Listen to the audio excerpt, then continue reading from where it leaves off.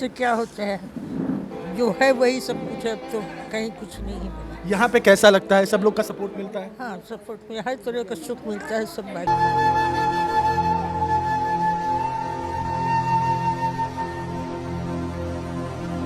क्या वजह रही यहाँ आने की? कोई ध्यान नहीं देता। कोई ध्यान नहीं देता था। यहाँ पे सब लोग ध्यान देते हैं।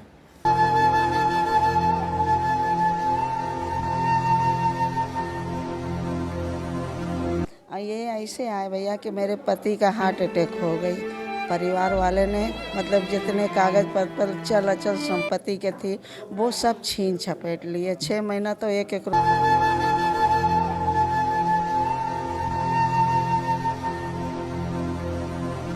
कि लड़के की शादी कर दी, भगवान की बहू इतने बहुत बड़े घराने में किया गई। उसने पहले मेरी माँ को निकाल के बाहर कर दिया, फिर हमको निकाल के बाहर कर दिया। अक्सर ऐसा क्यों होता है कि जिस पौधे को माँ बाप जीवन भर सींचते हैं, वक्त पड़ने पे, ज़रूरत पड़ने पर वही बड़े होकर कहीं ना कहीं उनको नकार देते हैं।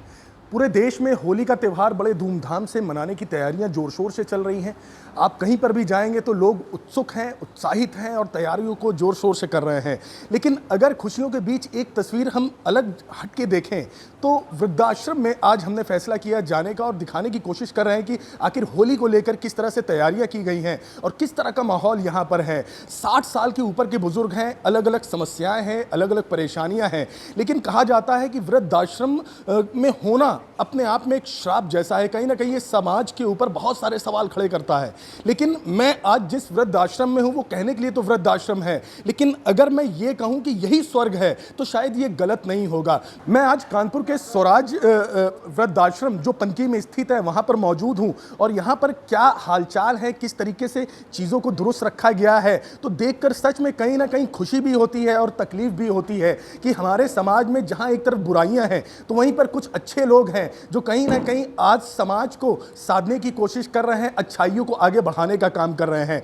तस्वीर जो अब दिखाने जा रहा हूं देखकर आपको तकलीफ तो होगी, लेकिन कहीं ना कहीं एक मैसेज है उन लोगों के लिए, क्योंकि ये हिंदुस्तान है और हिंदुस्तान में माँ बाप को भगवान से ज़्यादा दर्जा दिया जाता है। लेकिन ये कौन सी तस्वीर है जो हम कहीं ना कहीं बनाने की कोशिश कर रहे हैं, दिखाने की कोशिश कर रहे हैं? ऐसा क्यों होता है कि जब माँ बाप जिंदा होते हैं तो हम उनको सम्मान तक नहीं दे पाते, लेकिन मरने के बाद फिर उन्हीं की तस्वीरों के सामने कहीं ना कहीं उनकी पूजा करते हुए नजर आते हैं? ये दिखावा क्यों? और दिखावा है तो फिर छुपाना क्यों? क्योंकि हम अच्छा बनने की कोशिश करते हैं। सर, मेरे साथ केयर टेकर हैं, यहाँ पर मौजूद हैं और यहाँ पे सारी व्यवस्थाओं को कैसे दुरुस्त रखा जाए इनकी जिम्मेदारी होती है। करीब 60 से ज़्यादा बुजुर्ग यहाँ पर मौजूद हैं इस वक्त और बहुत अच्छा माहौल देखने को मिलता है। अलग अलग समस्याएँ होती हैं, लेकिन जब भी कोई नया शख्स यहाँ पर आता होगा तो जाहिर सी बात है खुशी आपको भी नहीं होती होगी। जी जी, नहीं, हमें भी नहीं खुशी होती है। ये आश्रम मंजू भाटिया जी ने सितंबर 2007 को बनाया था, 15 साल हो गए। अभी 30 अक्टूबर को उनकी डेथ हो गई। उसके बाद यहाँ पे इस समय 28 महिलाएं रहती हैं और 23 पुरुष रहते हैं। और ये जिनके बच्चों ने इनको नकार दिया या इनके किसी की फैमिली डेथ हो गई या कोई निजी प्रॉब्लम से ये लोग यहाँ आते हैं और एक परिवार के तरीके से रहते हैं यहाँ पर सब लोग। और हम लोग भी, मैनेजमेंट भी बिल्कुल इनका बहुत ध्यान रखता है। इनको यहाँ पे किसी प्रकार की कोई परेशानी नहीं होती। सुबह से लेकर इनका नाश्ता, इनका दूध वगैरह सुबह मिल जाता है, दिन में लंच रहता है और सुबह यहाँ पर इन सब का भजन होता है और शाम को बाद में उसके बाद एक्सरसाइज होती है। शाम को चाय है, जैसा अभी आपने देखा बाहर के लोग नाश्ता लेके आए थे, और रात का खाना। फिर यहाँ पे इन लोगों के मनोरंजन का भी साधन रहता है। और गर्मियों में जैसे आपका कूलर है, पंखे वगैरह सब हैं, और जाड़ों में भी हर चीज़ की सुविधा यहाँ पे इनको उपलब्ध है। व्यवस्थाओं के साथ साथ जो है एक फैमिली जैसा माहौल बनाने की कोशिश की जाती है। जी जी, यहाँ पे बिल्कुल जो आता है तो पहले तो उदास होता है, लेकिन कुछ दिन बाद वो लोग, एक परिवार, पहले घर में 2-3 लोग होते हैं, यहाँ पे 60 लोग होते हैं। तो यहाँ पे सब लोग बहुत मिलजुल के रहते हैं और बहुत आपस में भाईचारा रहता है। इनका जाने का खुद ही अब मन नहीं करता। जब एक बार जो यहाँ आ जाता है फिर उसका जाने का मन नहीं करता यहाँ। बिल्कुल सही बात है, क्योंकि जब भी हम वृद्ध आश्रम की बात करते हैं तो एक तस्वीर निकल के आती है कि वहाँ पर बुजुर्ग कैसे रहेंगे, क्या उनको व्यवस्थाएं दुरुस्त मिल पाएंगी या चीज़ें होंगी। लेकिन जब हम एपेक्स न्यूज़ इंडिया की टीम यहाँ स्वराज वृद्धाश्रम में पहुँची तो सच में देखकर बहुत खुशी हुई, क्योंकि जिस तरीके से इनकी केयर की जा रही है तो ये काबिल तारीफ है। माता जी, क्या नाम है? शांति श्रीवास्तव। कितने टाइम से आप यहाँ पर हैं? 6 साल हो गए। अच्छा, होली का पर्व है, त्यौहार है, तो बड़ा अंदर से उत्साहित होती होंगी। परिवार को सोचकर भी कभी मन वो होता है? सोचने से क्या होता है, जो है वही सब कुछ है, अब तो कहीं कुछ नहीं मिला। यहाँ पे कैसा लगता है, सब लोग का सपोर्ट मिलता है? हाँ, सपोर्ट में हर तरह का सुख मिलता है, सब बात बात से कोई परेशानी नहीं। कभी कभी कभी शब्द वो बयां नहीं कर पाते हैं जो कहीं ना कहीं आंसू बयां कर देते हैं। शायद वो बोलने की कंडीशन में इस वक्त नहीं है, और जिनसे भी मैं बात करूंगा हर किसी की अपनी अपनी तकलीफ है। माता जी, क्या नाम है? सरोज, कितने टाइम से हैं यहाँ पे? हमको 4 साल हो गए। कैसा लगता है यहाँ पे? क्या वजह रही यहाँ आने की? कोई हाथ नहीं देता। कोई ध्यान नहीं देता था। यहाँ पे सब लोग ध्यान देते हैं, सारी जो ज़रूरतें हैं पूरी होती हैं। जी हाँ। कैसा लगता है यहाँ पे? बहुत सारे अब तो दोस्त भी हैं, आपके साथी हैं सब। अच्छा लगता है कि औलादे वो सुख दे पाती जो यहाँ मिल रहा है? औलाद तो थे ही नहीं, हमें क्या देते, लेकिन जो परिवार जिनके लिए पूरा जीवन बर्बाद किया वो सब ऐसे निकल गए। जिस परिवार के लिए पूरा जीवन कुर्बान कर दिया, आखिर में उसी ने कहीं ना कहीं नकार दिया। और यही है। माता जी, क्या नाम है? राम से नहीं, कितने टाइम से हैं यहाँ पर? हमको 30 ही साल। क्यों है यहाँ पर, क्यों है? अच्छा, कैसा लगता है यहाँ पर अब? हमको बहुत अच्छा लगता है, किसी तरह की कोई तकलीफ तो नहीं कोई होती? तकलीफ नहीं, कोई परेशानी नहीं हमको। सुबह भजन कीर्तन भी होता है। हाँ, लगता है कि परिवार के साथ होते तो इतना सुख मिल पाता। तो यही है, बूढ़ी आंखें हैं, और आंखों में जो आंसू हैं वो देखकर जाहिर सी बात है कि ना तो मुझे खुशी हो रही है और ना ही आपको देखकर खुशी होगी, क्योंकि इस तरह की तस्वीरें जब हम देखते हैं तो कहीं ना कहीं खुद से सवाल बहुत सारे पनपते हैं, खुद से सवाल उठते हैं कि आखिर इस तरह की तस्वीरें नज़र क्यों आती हैं। लेकिन यही है वृद्धाश्रम की कि यहाँ पर जिस तरीके से व्यवस्थाएं जो हैं दुरुस्त रखी गई हैं, और जिस तरीके से यहाँ पर आप देख सकते हैं कि डॉक्टर से लेकर सारे जो हैं यहाँ पे वार्डन से लेकर सारे आप देख सकते हैं कि अलग अलग स्टोर बनाए गए हैं, और किसी भी तरह का जो है रोक टोक नहीं है। बिल्कुल फैमिली जैसा माहौल आपको यहाँ पर नज़र आएगा। वो आते हैं, आप देख सकते हैं हमारे साथ बुजुर्ग हैं। क्या नाम है बाबू जी? हमारा नाम राम। कितने टाइम से हैं यहाँ पर? यहाँ पर कितना वक्त हो गया? यहाँ मतलब 2.5। अच्छा लगता है 2.5। यहाँ? अच्छा लगता है। सब ऊपर वाले की महिमा, जहाँ जीवन पार हो जाए वही सब अच्छा है। तो जहाँ जीवन पार हो जाए, ईश्वर की जो इच्छा है, शायद वही कहना चाहते हैं। और आप देख सकते हैं यहाँ पर बहुत सारे बुजुर्ग जो हैं आपको बैठे मिल जाएंगे, और यही वजह है, ये मेस है जहाँ पर इनके लिए खाने का प्रबंध किया जाता है। यहाँ का जो स्टाफ है पूरी व्यवस्थाएं करता है खाने पीने की, और किसी भी तरीके की तकलीफ ना होने पाए यही प्रयास होता है। और मैं दिखाऊंगा, ये बिल्डिंग है, यहाँ पर नीचे का अगर मैं बात करूँ तो यहाँ पर महिलाओं के लिए जो है व्यवस्थाएं की गई हैं, तो वहीं पुरुषों के लिए ऊपर वाले फ्लोर में व्यवस्थाएं दुरुस्त रखी गई हैं। और करीब 60 से ज़्यादा बुज़ुर्ग जो हैं यहाँ पर हैं, और होली का त्यौहार है, नज़दीक है होली का त्यौहार, जिसको लेकर यहाँ पर तैयारियाँ भी की जाती हैं। मैं ज़रा सा बात करना चाहूँगा, 2 मिनट मैं चाहूँगा आपके। होली का त्यौहार है तो उसको लेकर यहाँ पर किस तरीके से इंतज़ाम, क्या किस तरीके से होली खेलने की प्लानिंग है? होली खेलने के लिए हलसर हम लोग यहाँ पर गुजियों की व्यवस्था की जा रही है, रंगों की व्यवस्था की जा रही है। और चूँकि अभी हमारे कुछ दिन पहले यहाँ की जो संचालक थी मंजू भाटिया जी की डेथ हुई है, तो हम लोग इस बार थोड़ा सादगी से बनाना चाहते हैं। लेकिन पूरा इंतजाम हो रहा है, रंगों का भी इंतजाम हो रहा है, गुजिया का, लेकिन वो उस स्तर पर नहीं होगा इस साल क्योंकि उनकी डेथ हो गई है। लेकिन हम लोगों की पूरी तैयारी चल रही है। जिन्होंने नींव डाली है भी कुछ वक्त पहले ही उनकी डेथ हुई है, और यही वजह है कि इस बार होली जो है मनाई तो जाएगी, लेकिन उस तरीके से नहीं खेली जाएगी जिस तरीके से खेली जानी चाहिए। क्योंकि कहीं ना कहीं अभी जो है एक शौक है, क्योंकि जो अगर इनका कहा जाए तो मैं कहूँ तो भगवान, क्योंकि ये आज व्यवस्था जो है उन्हीं की वजह से थी, तो अब वो नहीं है, उन्हीं की वजह से जो है लोग उत्साहित तो बहुत हैं। और यही वजह है कि दूर दूर से आप देख सकते हैं कि माताएं यहाँ पर बैठी हुई हैं। और क्या नाम है माता जी? नितेश कुमारी, कहाँ से हैं आप? कन्नौज से। कैसा लगता है यहाँ पर? बहुत अच्छा है। इतना यहाँ क्यों आई? ये ऐसे आए भैया कि मेरे पति का हार्ट अटैक हो गई। ये ऐसे आए भैया कि मेरे पति का हार्ट अटैक हो गई। परिवार वाले ने मतलब जितने कागज पत्र चल अचल संपत्ति के थी वो सब छीन छपेट लिए। 6 महीना तो एक एक रोटी के लिए। बच्चे नहीं हैं क्या? 2 बच्चे थे, एक का कैंसर हो गया था और एक बंगाल लेके गया था, ट्रक चला रहा, ट्रक ड्राइवर था, उसकी एक्सीडेंट हो गई। जवान थे, शादीशुदा थे, बेटियां नहीं थी। अलग अलग तकलीफ़ें हैं सबकी, एक ही वजह की वजह से ये सब यहाँ पर नहीं है। अलग या परिवार वालों ने दुत्कार दिया, उनको वो जो जगह मिलनी चाहिए थी वो जगह नहीं दी, शायद इस वजह से भी यहाँ पर आने पे मजबूर हैं। और कुछ लोग ऐसे भी हैं जो कहीं ना कहीं अपनी औलादों की तरफ से ठुकरा दिए गए, जिनको जीवन भर अपने खून पसीने की कमाई से उनको सींचा, उनको पढ़ाया लिखाया बड़ा किया, आज वही जो हैं कहीं ना कहीं उनके लिए श्राप बनते हुए दिख रहे हैं। और यही वजह है कि अक्सर हम लोग समाज में ये बातें करते हैं कि इस तरह की तस्वीरें समाज में ना देखने को मिले तो अच्छा है, वृद्धाश्रम देश में नहीं होना चाहिए। लेकिन जब इस तरह के वृद्धाश्रम आप देखते हैं तो वो हमसे और आपसे सवाल पूछते हैं कि अगर वृद्ध आश्रम इस तरह के नहीं होंगे तो जो आज की औलादें हैं, और कहीं ना कहीं इसमें वो जो मॉडर्न बनने की कोशिश की जा रही है और अपने आप को ओवर स्मार्ट दिखाने के चक्कर में कहीं ना कहीं हम अपनी जड़ों को ही काट देते हैं। तो ये वही जड़ें हैं जिनको इन अलग अलग वजह से कटी हैं और यहाँ पर हैं। और लेकिन तारीफ़ करनी होगी स्वराज वृद्धाश्रम की कि जिस तरीके से यहाँ पर इन सब की केयर की जाती है, इनकी जो ज़रूरतें हैं उनको पूरा करने की कोशिश की जाती है। तो यही तस्वीरें हैं। बाबूजी क्या नाम है आपका? हमारा रामकिशन रहेगा। बाबूजी कहाँ से हैं आप? गोविंद नगर निवासी। तो यहाँ पे कैसे आना हुआ? यहाँ बस ये है कि घर घर की कहानियाँ हैं, समय के हिसाब से चलना पड़ता है।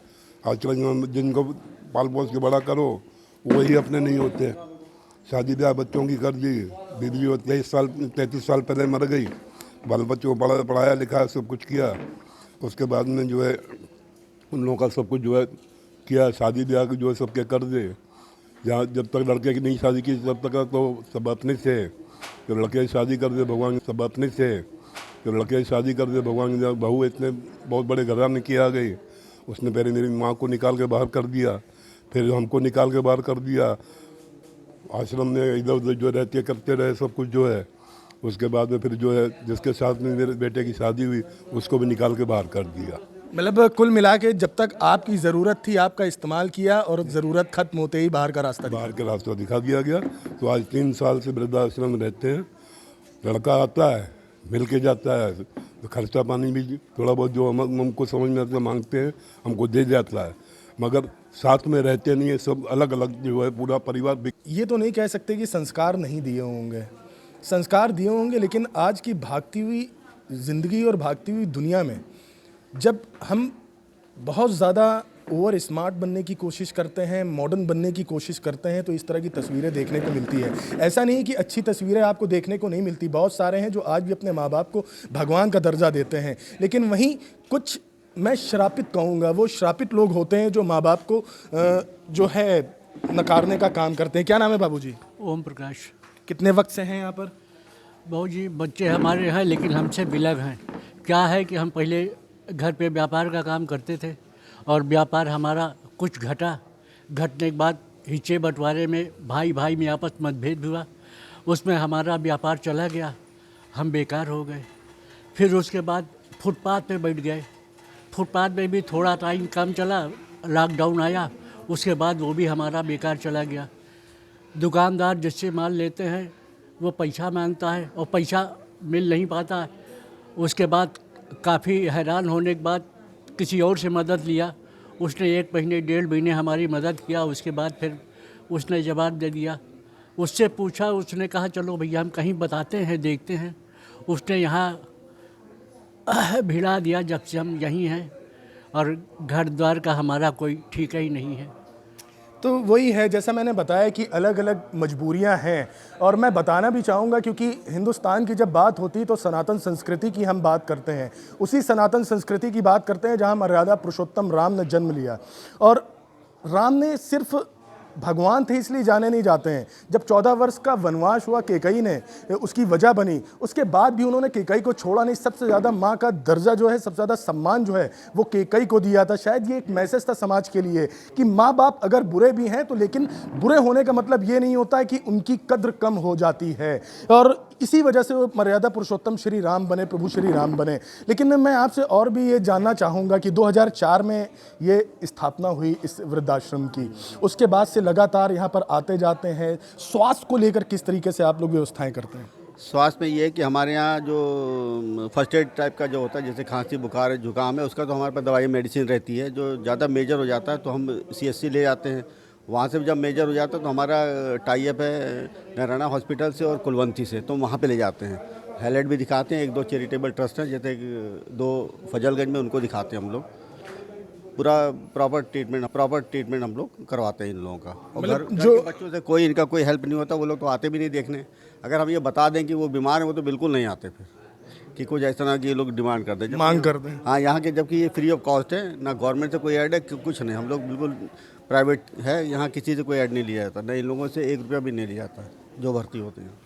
ये सवाल हमसे और आपसे है, मैं बार बार इसीलिए कह रहा हूँ क्योंकि ये जो भी लोग हैं जिनकी वजह से ये यहाँ पर हैं इस वक्त, वो हम ही और आप में से कुछ लोग हैं। लेकिन नज़रिया बदलना होगा क्योंकि कितनी भी तरक्की कर लो, अगर अपनी जड़ों को काट दिया तो साहब एक ना एक दिन बिल्डिंग ध्वस्त ज़रूर होगी, क्योंकि दुनिया गोल है और वक्त जो है, और वक्त का पहिया जब ठोकर मारता है तो जाहिर सी बात है फिर सहारा नहीं मिलता। तो जाहिर सी बात है कि आप देख सकते हैं कि ये बाबूजी क्या नाम है?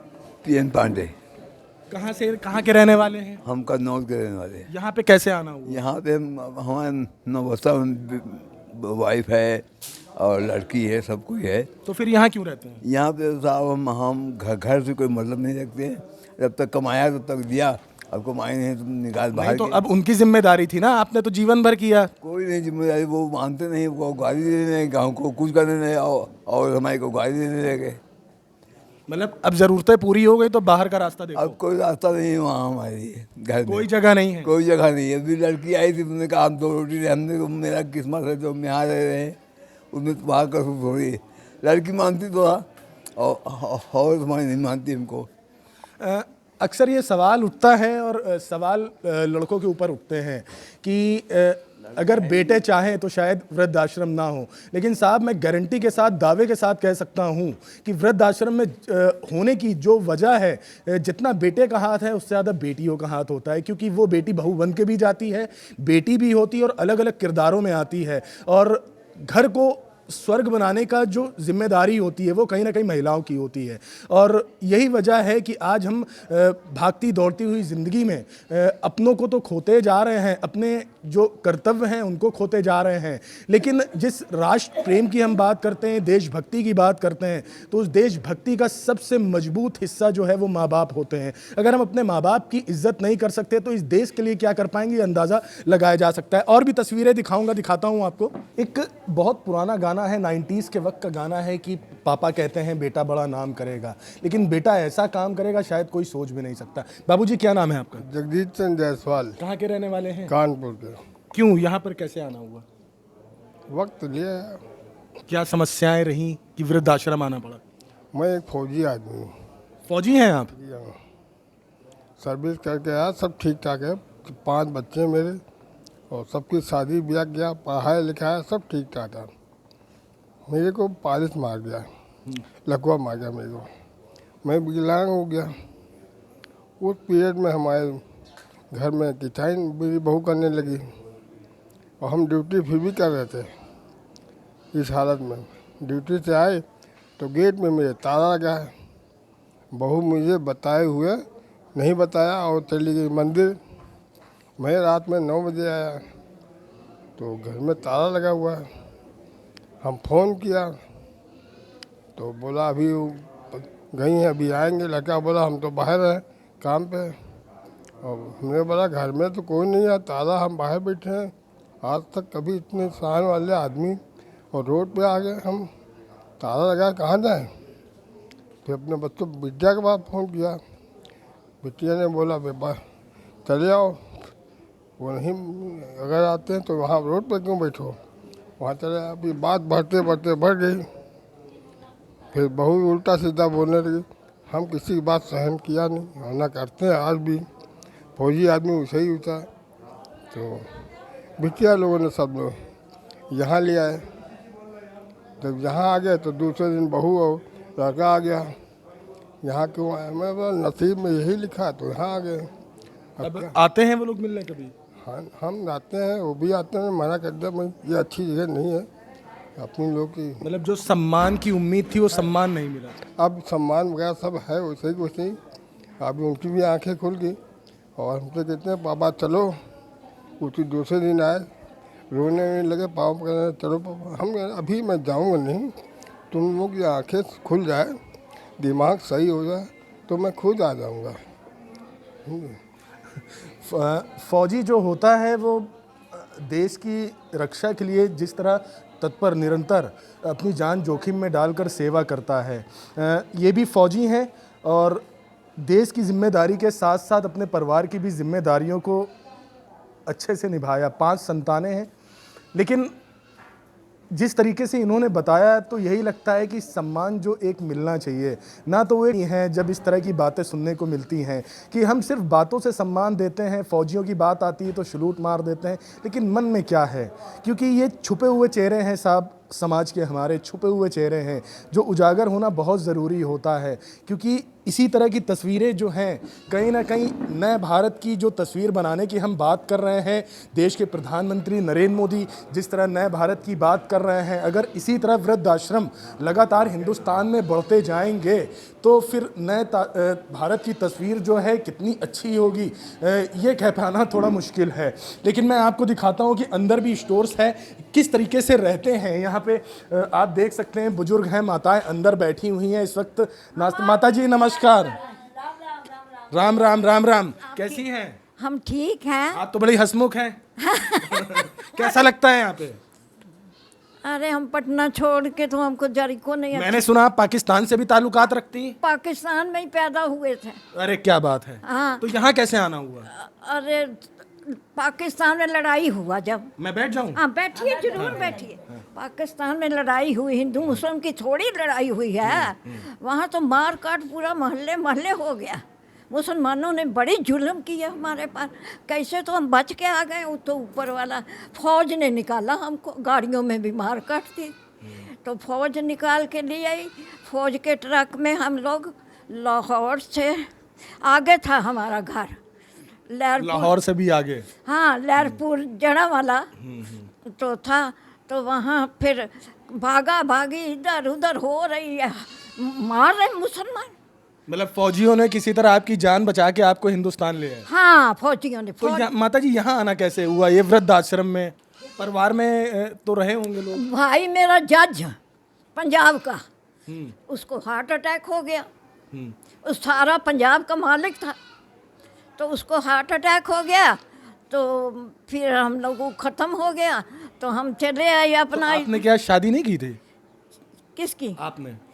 नहीं, मेरी शादी तो मेरे भाई ने किया। वो भाई मेरा दरोगा था। अच्छा। तो उसने मेरी शादी की, चाचे ने ठीक की, क्योंकि भाई कहते थे नहीं चाचा ठीक करे, चाचे बैठे हुए हैं, बड़े लोग बैठे हुए हैं। तो चाचे ने मेरी शादी करवाई और अपना भाई बहन दोनों ने मिल के रिश्ता किया, लेकिन दोनों ने धोखा दे दिया। इसने बहन ने धोखा दिया, लड़का कोई दिखाया, शादी कोई से कर दिया। मतलब दिखाया किसी और को, शादी किसी और से कर दी। हाँ, तो पटना से सब गए, बराती गए, पटना से भी नामी आदमी भी ले गए थे ये लोग। तो यहाँ पे आपको कौन छोड़ के गया? बेटा मेरे इंजीनियर था, यहाँ ट्रांसफ़र हुआ। तो बेटा कहाँ है इस वक्त? बेटा जो है उसको ना कोरोना में ख़त्म हो गया। अच्छा, कितने संतानें हैं आपकी? मेरी अब मेरी 3 बेटियां हैं। दोनों बेटे ख़त्म हो गए। दोनों बेटे खत्म हो गए। एक बड़े बेटे को तो ये हो गया ना अर्थराइटिस, तो इतना सीरियस हुआ कि हड्डी उसकी नज़र आने लगी। उसने अपनी आत्महत्या कर ली। उसने अपनी हत्या कर ले गई डॉक्टर पास, तो डॉक्टर कहता है इसका दिमाग खराब हो गया। ले गए थे हॉस्पिटल। अच्छा, यहाँ पे कैसा लगता है माता जी? हमको तो अच्छा लगता ही नहीं है। मेरा बेटा था तब भी हम बोले मेरा मन नहीं लग रहा, मेरे को पटना ले चलो। तो कहता है अकेले कैसे रहेगी, बूढ़ी सूढ़ी है तू। तो बूढ़ी औरत को रोज महल्ले वाले के अंदर मर जाएगी, अंदर ही मर जाएगी ये। अच्छा, यहाँ पे जो यहाँ पे लोग हैं, केयर टेकर हैं, वो ख्याल रखते हैं आप लोगों का अच्छे से? अरे ख्याल क्या कोई करता है, दूसरा आदमी। वो हम कहाँ के, वो लोग कहाँ के। यहाँ तो एक गिलास पानी नहीं कोई देगा। चलिए, वो मैं और भी हैं मैं बात करने की कोशिश करता हूँ। माता जी क्या नाम है आपका? सुगदा श्रीवास्तव, आप कहाँ से हैं? गोविंद नगर। तो यहाँ पे कैसे वृद्धाश्रम कैसे आना हुआ?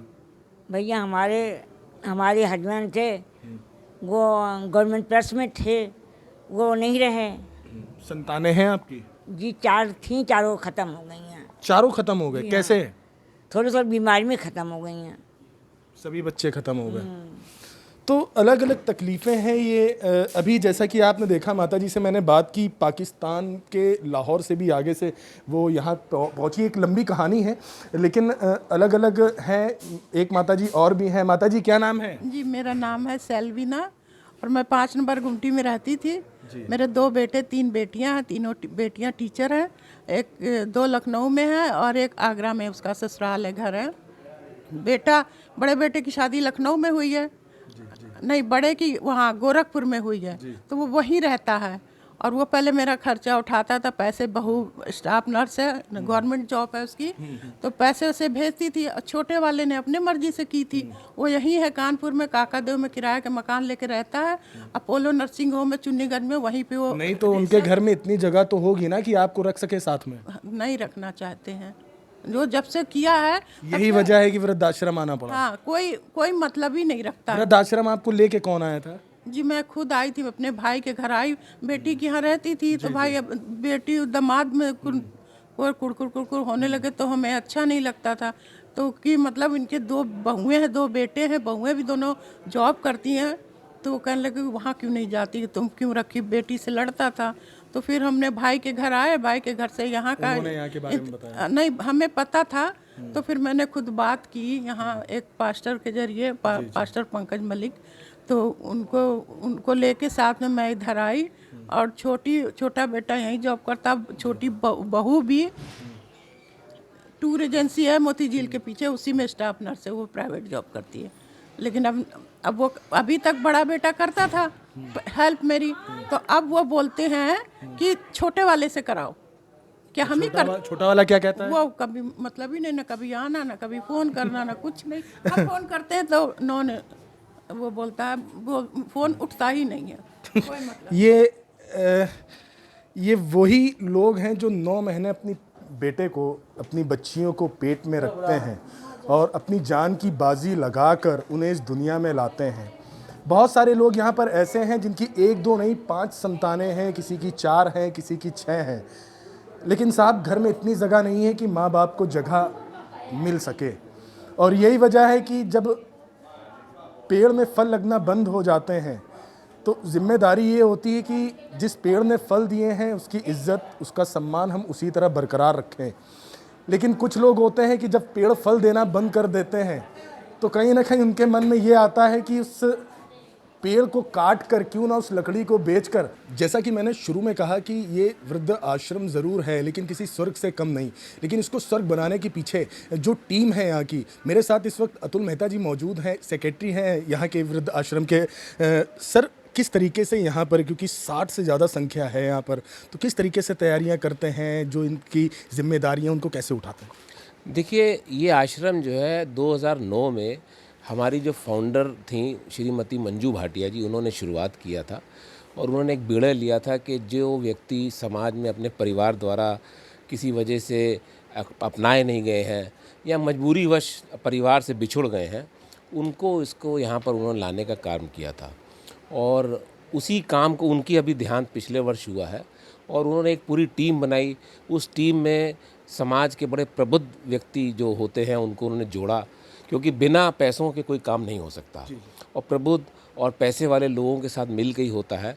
बाकी समाज में सब लोग कुछ ना कुछ करते हैं तभी ये ऐसा कार्यक्रम चल सकता है। तो उन्होंने चलाया उसको और आगे अब उनके बाद हम लोग चला रहे हैं। उस टीम के एक हम लोग हिस्सा थे। हम लोग जो है वो लोगों से दान के लिए मांगते हैं पैसे और सामान भी आता है। समाज बड़ा हमारा बलवान भी है, बड़ा पैसे वाला है, दयावान भी है। और एक तरफ ये बुराई भी है लेकिन अच्छाई भी है। उन दोनों के बीच की जो खाई है उसको हम लोग जोड़ रहे हैं कि वहाँ से ले के इन लोगों को प्रोवाइड कर दिया जाता है। मैंने देखा है कि यहाँ पर व्यवस्थाएं बड़ी अच्छी रखी गई हैं, खाने पीने से लेकर उनके रहन सहन की, उनके लेटने की व्यवस्थाएं, बिल्कुल ऐसा नहीं लग रहा है, क्योंकि अक्सर जो दिमाग में तस्वीर आती है कि वृद्धाश्रम में ऐसे ही होगा, लेकिन बिल्कुल घर जैसा माहौल, अच्छी सुविधाएं, ये कैसे कर पाएं? देखिए, जहाँ तक मेरी जानकारी है, पूरे उत्तर प्रदेश में ये मात्र इकलौता ऐसा जगह है जहाँ पर हम लोग कोई किसी से पैसा नहीं लेते हैं, और हम लोग का पूरा प्रयास रहता है, सरकार से भी हम लोग नहीं कोई लेते हैं इसमें कंट्रीब्यूशन। हम लोग को कई बार सरकार की तरफ से जो अधिकारी लोग हैं उनका आया कि आप इसमें जो है सरकारी अनुदान ले लीजिए, हम लोग नहीं लेते, हम लोग अपने प्रयासों से खुद कर रहे हैं। और हमारा प्रयास ये रहता है कि जिस तरीके से हमारे घर में बुज़ुर्ग रहते हैं उसी तरीके से, और बल्कि उससे ज़्यादा अच्छे तरीके से, क्योंकि हम लोग अकेले नहीं हैं, हमारे साथ पूरी टीम है, हम लोग ज़्यादा अच्छे से अच्छा करें। हम लोग यहाँ कर रहे हैं, उनको भोजन, उनके कपड़े की व्यवस्था, उनके रोज़ दिनचर्या की, सुबह टूथपेस्ट, तेल, साबुन, खाना, चाय, नाश्ता, उसके अलावा दवाइयाँ जो एक नॉर्मल चीज़ें होती हैं, उसके अलावा यहाँ पर भजन भी कराए जाते हैं, उनके एक्सरसाइजेज़ भी कराई जाती हैं, और उसके अलावा हम लोग फिजियोथेरेपिस्ट यहाँ रोज़ हमारे यहाँ आता है, क्योंकि बुज़ुर्ग लोग हैं। अगर आप अपनी दवाई क्लिनिक भी हम लोगों ने होम्योपैथिक खोली है, जिसमें डॉक्टर बैठता है और यहाँ के सब लोगों को आके 2 घंटे देखता है। अब प्रयास कर रहे हैं हम लोग पूरा कि उनको बेस्ट से बेस्ट सुविधा हम लोग दे सकें, और कोई कमी रह जाती है तो प्रभु से हाथ जोड़ के माफ़ी भी मांग लेते हैं। लेकिन बहुत बड़ा काम कर रहे हैं आप लोग। अक्सर हम लोग अपने लिए तो वो बहुत कुछ करते हैं, लेकिन दूसरों के लिए करने वाले बहुत कम मिलते हैं। ये वही लोग हैं जो जिम्मेदारी उठा रहे हैं समाज में, ऐसे लोगों को जो मजबूर हैं, जो जिनके पास घर नहीं है या अलग अलग वजह से वृद्धाश्रम की तरफ आए हैं, तो उसकी जिम्मेदारी उठाना अपने आप में एक बहुत बड़ा काम है, और उसी काम को बखूबी जो है वो बीड़ा उठाया है और उसको निभाने की कोशिश भी कर रहे हैं, और लगातार प्रयास उनका जारी है। सर, एक सवाल और मैं पूछना चाहूँगा, अगर जो भी समाज के लोग हैं, किस तरीके से अगर वो मदद करना चाहें तो किस किस तरीके से मदद कर सकते हैं? देखिए, समाज में जो है आदमी यहाँ पर देने के लिए बैठे हुए हैं, जो खाने का व्यवस्था कराते हैं और पैसे से भी वो दान देते हैं, लेकिन हम लोग को साथ में चाहिए कि जो यहाँ आकर के चीज़ों को और व्यवस्थित कर सके, तो वो उसकी भी एक हम लोग को बहुत सख्त ज़रूरत रहती है। और बाकी लोग हर किस्म का दान दे रहे हैं, क्योंकि हमें 60 बुज़ुर्ग और उनको देखने वाले 7-8 लोग, आप समझिए 70 लोगों को चलाने के लिए हम लोग का बहुत बड़ा एक वो कार्यक्रम है ये, जो सुबह से लेकर रात तक चलता है। और हर किस्म का बीमारी भी है यहाँ पर, छोटी भी है, बड़ी भी है। अब हमने रखना तो यहाँ बुज़ुर्गों का है, अब बड़ी बीमारी हो जाती है तो फिर बड़ा खर्चा आता है, किसी का कूल्हा टूट गया, किसी की आँख का ऑपरेशन है, किसी की पथरी हो गई। तो एक प्रयास चल रहा है, एक हम लोग कर रहे हैं। और मैं एक यहाँ चीज़ और कहना चाहता हूँ कि हमारे जो ये बड़े भाई हैं, इधर भी देखा करिए, ये सारा कार्यक्रम जो संचालन हो रहा है वो इसको मेनली ये देखते हैं, सारा दिन per day to day activity ये सारी मैनेज करते हैं, और हम लोग सब साथ इनके जुड़े हुए हैं। बिल्कुल, आप लोग बधाई का पात्र हैं, और जिस तरीके का काम आप लोग कर रहे हैं वो समाज के लिए एक बहुत बड़ा मैसेज है, क्योंकि कहीं ना कहीं आज कल हम अपनों में खोए हुए हैं, अपने में खोए हुए हैं, लेकिन आप जैसे लोगों से बहुत कुछ सीखने को मिलता है। और यही वजह है कि स्वराज वृद्धाश्रम आज इतने अच्छे तरीके से चल रहा है और व्यवस्थाएँ इतनी अच्छी हैं। लेकिन इसके पीछे जो सबसे बड़ा हाथ है, वो तस्वीर मैं दिखाना चाहूँगा सामने। पिछले वर्ष मंजू भाटिया जी इनका नाम है, और पिछले वर्ष इनका देहांत हुआ। अगर मैं सीधे शब्दों में कहूँ तो यहाँ पर जो लोग हैं, जो भगवान की एक तस्वीर होती है, तो वो एक तस्वीर ये भी है। सर, किस तरीके से आप लोग के बीच में तो बहुत सारी बातचीतें हुई होंगी, क्या माइंड था उनका, किस तरीके से काम करना है? उनकी शुरू से ही थी कि हम गरीबों की सेवा करें, और जो जिनके बच्चे जिनको छोड़ देते हैं उनके लिए इन्होंने ये बनाया। धीरे धीरे बढ़ता गया, बहुत बढ़िया हो गया ये, अब हम लोग देख रहे हैं। बिल्कुल बिल्कुल, तो सही बात है कि प्रयास किए जाएं तो सब कुछ हासिल हो सकता है, सफल हो सकता है। अब इन्हें ज़रूरत है तो हमारे और आपके सहयोग की भी। अगर सहयोग नहीं भी होगा तो ये लोग तत्पर हैं, लेकिन हमारी आपकी जिम्मेदारी बनती है कि कुछ भी योगदान जो आप करना चाहें किसी भी तरीके का, वो आप यहाँ पर आकर कर सकते हैं। पनकी में मौजूद है स्वराज वृद्ध आश्रम, और यहाँ पर आने के बाद मैं आपसे रिक्वेस्ट भी करूंगा कि प्लीज़ यहाँ पर ज़रूर आए और यहाँ के माहौल को देखें, तो कहीं ना कहीं तस्वीर बदलती हुई नज़र ज़रूर आएगी। जो नए भारत की बात हम कर रहे हैं, तो नए भारत की तस्वीर कितनी उज्जवल है वो भी नज़र आ जाएगी। लेकिन जिम्मेदारी हमारी और आपकी है, क्योंकि त्यौहार अब नज़दीक है। इस त्यौहार में हम तो खुशियाँ मना लेंगे, लेकिन इनके साथ खुशियाँ मनाने कौन आएगा? तो एक अच्छे नागरिक की तरीके हमारी जिम्मेदारी है कि यहाँ पर आएँ और जो योगदान कर सकते हैं योगदान दें, और होली का त्यौहार जो है इनके साथ भी मिल बैठकर मनाएं। तो यही हमारी जिम्मेदारी है। उम्मीद है आज की हमारी ये खास पेशकश आपको स्वराज वृद्ध आश्रम से अच्छी लगी होगी, और खासकर वृद्ध आश्रम का यहाँ का माहौल और व्यवस्थाओं को देखकर ज़रूर आपको खुशी हुई होगी, ये मैं दावे के साथ कह सकता हूँ। एपेक्स न्यूज़ इंडिया की टीम लगातार जो है इस तरह की अलग अलग जगहों पर जाकर देश की अलग अलग तस्वीरों को दिखाने का प्रयास कर रहा है, और यही वजह है कि आज हर वर्ग का आदमी जो है वो जाग रहा है और कहीं ना कहीं अग्रसर हो रहा है अच्छाई की तरफ। क्योंकि कितनी भी बुराई बड़ी क्यों ना हो, लेकिन एक छोटी सी सच्चाई भी उसके ऊपर जीत हासिल कर सकती है। वीडियो जर्नलिस्ट प्रवीण कुमार के साथ मैं Ajit Thakur, apex news India, Kanpur.